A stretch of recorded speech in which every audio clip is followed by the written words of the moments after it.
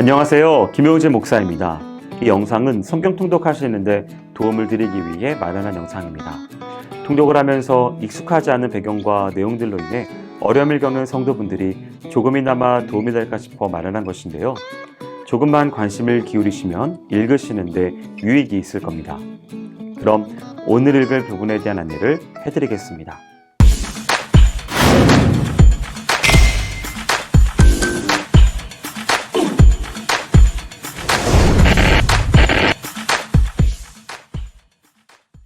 오늘 읽을 본문은 누가복음 14장에서 15장까지입니다. 누가복음 14장은 12장에서부터 이어져 오던 예수님께서 유대 땅에서 벌이시는 사역들을 교훈 중심으로 소개하는 장입니다.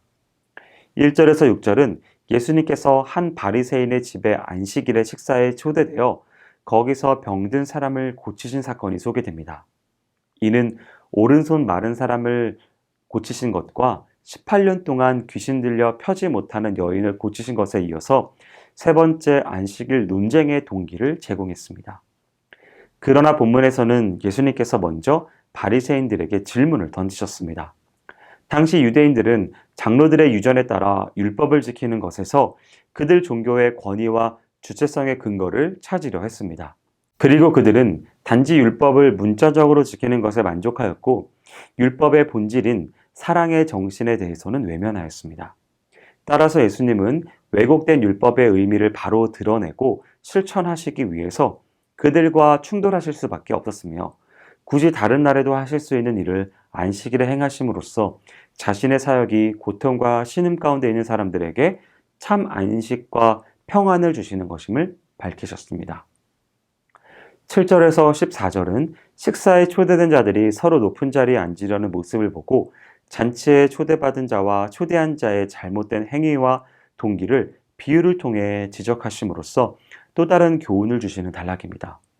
본래 잔치 자리의 높은 자리는 주인의 오른편 바로 옆자리를 가리키는데 이 자리에는 사회적으로 존경받는 자나 명예로운 위치에 있는 사람들이 앉았습니다.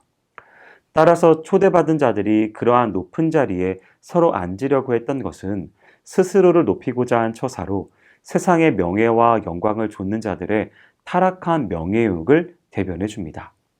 이에 예수님께서는 이들의 교만을 여러 번에 걸쳐 깨우치시고 책망하셨고 지금도 비유를 통해 저들의 이런 타락한 신앙의 태도를 지적하시면서 겸손한 태도를 가지라고 권고하십니다. 또한 예수님께서는 잔치를 베푼 자에게도 자비에 관한 가르침을 주시는데 잔치에 손님을 초청할 때에는 갚을 수 있는 사람을 초청하지 말고 갚을 수 없는 사람을 초청하는 자비의 마음을 가지라고 합니다. 15절에서 24절은 식사에 초대받은 사람 가운데 한 사람이 한 말을 계기로 하여서 예수님께서 하나님 나라의 잔치에 참석할 자가 누구인지를 교훈하는 내용입니다. 유대인들은 자신들만이 하나님 나라의 잔치에 참여할 수 있다고 생각하였습니다. 그러나 예수님께서는 큰 잔치의 비유를 통하여 하나님의 나라에 참여할 자는 하나님의 사랑과 은혜의 부름에 응답하는 사람들임을 말씀하십니다. 25절에서 35절은 참된 제자가 되기 위해서는 십자가 고난까지도 감수해야 한다는 것과 철저한 준비와 헌신이 있어야 함을 교훈하시는 내용입니다. 특별히 예수님은 제자가 되려는 자의 자세를 세 가지의 비유로 말씀하셨는데 그 첫 번째가 망대를 세우는 자의 비유입니다. 망대를 세우는 건축자가 철저한 준비와 계획을 갖춘 다음에 건축을 하는 것처럼 제자가 되려는 사람은 제자의 길이 어떤 것인지 확실히 인식하고 중도에 포기하지 않는 자가 되어야 함을 말합니다. 둘째는 전쟁에 참가하는 왕의 비유로 전쟁을 눈앞에 둔 왕이 사전에 치밀한 계획을 세워 전쟁을 준비한 후에 적과의 싸움에 임하듯이 영적 전쟁에 참여하는 제자들도 그리 해야 한다는 것입니다. 세 번째는 맛을 잃은 소금의 비유로 이는 희생과 헌신의 모습을 보이지 못하는 제자는 사람들의 조롱거리가 될 것이라고 말하고 있습니다. 15장은 하나님을 떠나 방황하는 죄인이 회개하여 구원 얻는 구속사적 진리의 각 측면을 보여주는 세 가지 비유로 구성되어 있습니다. 1절에서 7절은 잃어버린 양의 비유를 소개하고 있습니다. 목자는 한 마리의 잃은 양을 찾기 위해 99마리의 양을 들에 두고 잃어버린 양을 찾아다닙니다. 여기서 잃은 양은 죄인을 의미하고 목자는 그리스도를 의미하는데, 이 비유는 그리스도께서 어떤 죄인이라도 그냥 버려두지 아니하시고 끝까지 사랑하신다는 사실을 보여줍니다. 즉, 하나님을 떠난 죄인들은 제멋대로 살다가 죽음의 길로 나아갈 수밖에 없지만, 예수님은 이런 죄인들을 향하여서도 끝없는 사랑과 은혜를 베푸시며 심지어 죄인들을 구원하시기 위하여 완전한 인간의 몸을 입고 오셔서 온갖 수고와 자신의 몸을 십자가에 내어주시는 희생까지도 마다하지 않으셨습니다.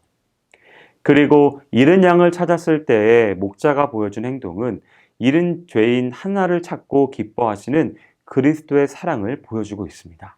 마태도 이 비유를 소개하는데, 마태는 누가와 달리 하나님 나라의 백성으로서 살아가야 할 겸손의 덕을 교훈하고 있습니다. 8절에서 10절은 누가만이 기록하고 있는 비유로 잃은 드라크마의 비유를 소개하고 있습니다. 이 비유에서 한 드라크마는 합해 한 데나리온의 가치를 가지고 있는데, 이는 노동자의 하루 품삯인데 여기서는 돈의 가치를 넘어서는 중요성을 가리킵니다. 유대사회의 풍습에는 결혼할 때 남자가 여자에게 사랑의 증표와 지참금조로 드라크마 연립을 꿰어 머리에 두르게 하였습니다. 따라서 드라크마는 결혼을 기념하는 사람의 증표로 화폐나 재산 이상의 가치를 지닌 것이었습니다. 따라서 잃어버렸던 한 드라크마를 찾았다는 것은 이웃을 초청해 잔치를 열 만큼 굉장히 기쁜 일이었습니다. 여기서 여자는 잃어버린 한 드라크마를 찾기 위하여 등불을 켜서 집안 구석구석을 쓸며 온갖 노력과 정성을 기울이고 있는데, 이것은 예수님께서 잃어버린 영혼을 찾기 위해서 적극적으로 살피시며 그 영혼을 천국의 생활과 영역으로 인도하기 위해서 집중하고 계시다는 사실을 강조한 것입니다. 이는 죄인들을 향한 예수 그리스도의 사랑과 구원 사역의 은혜로움을 잘 보여주고 있습니다. 11절에서 32절은 누가만 기록하고 있는 탕자의 비유가 소개됩니다. 탕자의 비유는 앞에 두 비유의 마찬가지로 하나님의 사랑과 죄인의 회개를 주제로 보여주지만 강조점에 있어서 약간의 차이를 보이고 있습니다. 잃은 양 비유의 100마리와 잃은 드라크마 비유의 10드라크마에서 두 아들로 숫자가 줄어들고 아들이라고 직접 표현함으로써 귀중함의 극치를 보여주고 있습니다.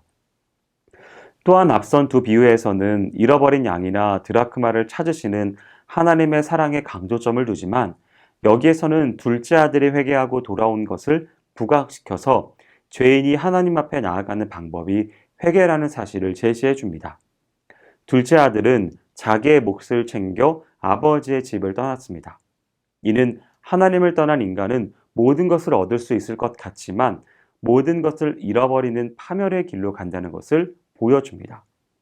이윽고 아들은 극한 상황에서 아버지를 생각합니다. 이는 하나님은 죄악의 길에서 돌아설 때 언제든지 환영해 주시는 분이심과 우리에게 있어 반드시 필요한 것은 합당한 회개라는 사실을 보여줍니다. 마지막으로 큰 아들의 불평이 나옵니다. 큰 아들은 유대인을 말하는 것으로 하나님께서 원하시는 것은 신앙의 연륜이나 선민의 혈통이 아니라 진심으로 하나님 앞에서 참회하고 죄악에서 돌이키는 모습임을 강조하고 있습니다. 여기까지 누가복음 14장에서 15장까지 성경 통독을 하실 때에 도움이 될 만한 내용을 전해드렸습니다. 혹시 이 외에 질문이 있으시거나 나누고 싶은 이야기가 있으시면 밴드나 댓글로 달아주시면 필요한 도움을 드리겠습니다. 그럼 내일 다시 만나도록 하겠습니다. 통독 화이팅 하세요!